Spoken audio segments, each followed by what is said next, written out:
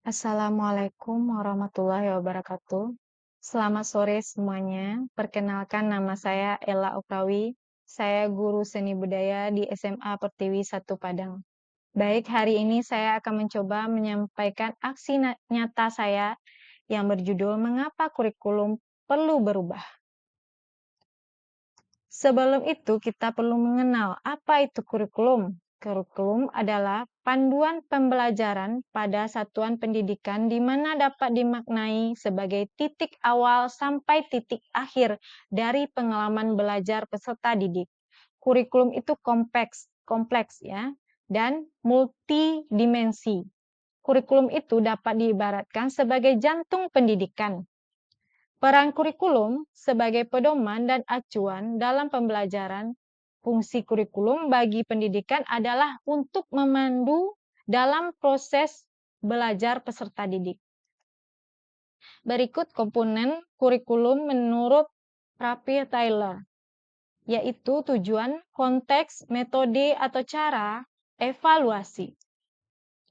Apa pentingnya perubahan kurikulum? Di zaman sekarang berbeda dengan zaman kita dahulu. Jadi, kita harus mengikuti perkembangan zaman, di mana kurikulum yang baik itu adalah kurikulum yang sesuai dengan zamannya dan terus dikembangkan atau diadaptasi sesuai konteks dan karakteristik peserta didik demi membangun kompetensi sesuai dengan kebutuhan mereka di masa kini dan di masa depan. Kurikulum harus selalu berubah agar sesuai dengan perkembangan zaman. Apalagi masa sekarang ini, ilmu pengetahuan dan teknologi informasi telah berkembang dan pembelajaran akan lebih membosankan tanpa adanya perubahan. Bukankah tugas kita untuk menyampaikan para peserta didik kita menghadapi zaman yang baru, zaman yang sama sekali berbeda dengan zaman kita dahulu? Ciri khas kurikulum merdeka yang pertama adalah sistem pembelajaran berbasis proyek untuk membangun soft skill dan karakter murid sebagai proyek Pancasila. Fokus pada materi esensial sebagai murid memiliki waktu yang banyak untuk pembelajaran yang mendalam bagi kompetensi dasar seperti literasi, numerasi.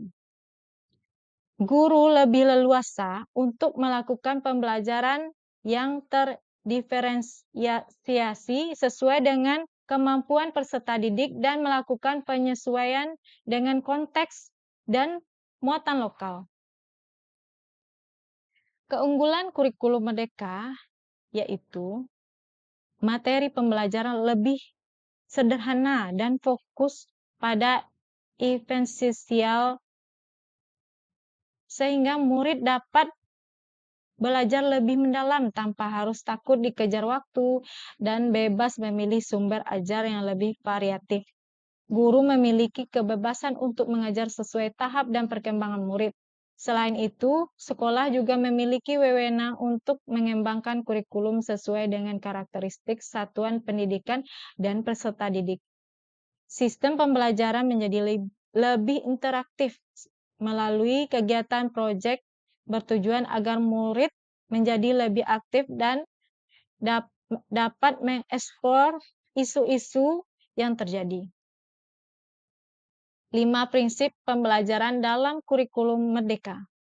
Yang pertama, pembelajaran dirancang dengan mempertimbangkan tahap perkembangan dan tingkat pencapaian peserta didik saat ini, sesuai dengan kebutuhan belajar.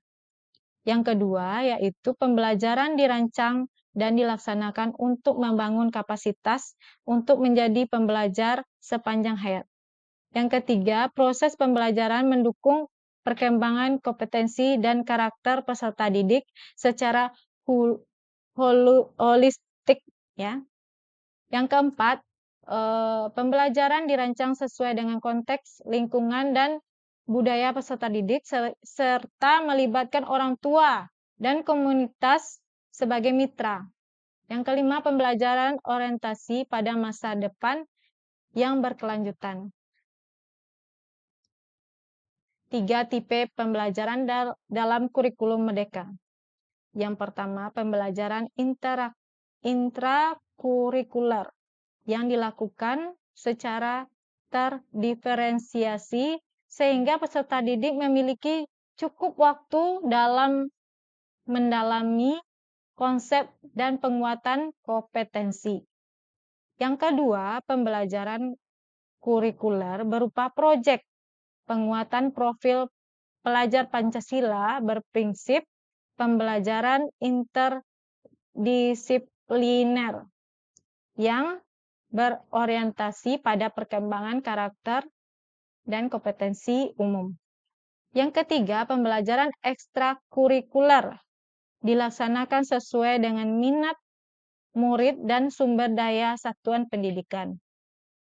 Baik, itu saja yang ingin saya sampaikan, yang dimana kalau ada salah ataupun salah pengucapan, mohon maaf.